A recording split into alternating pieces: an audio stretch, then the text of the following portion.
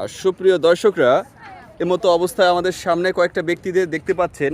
এরা সাতপাড় নদীর মধুমতি নদীর তীরে কয়েকজন বিশাল সাঁতারুরা।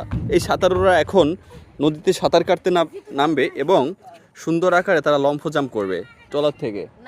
রেডি রেডি, হ্যাঁ অ্যাকশন। এক একজন করে পর্যায়ক্রমে লাফ দিও। এখন লাফ দিচ্ছে কে? সুজয় বিশ্বাস এখন লাফ দিচ্ছে। ওহো, সে যথেষ্ট গভীরতার দিকে চলে গেছে। এখন লাফ দিচ্ছে কে?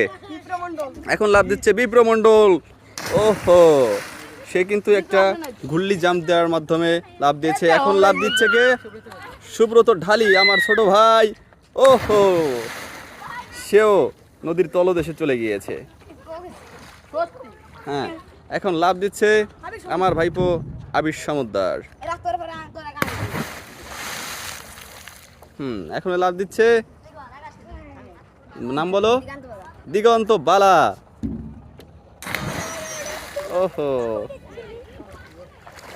এখন লাভ দিচ্ছে আমার কাকা রাজ বিশ্বাস।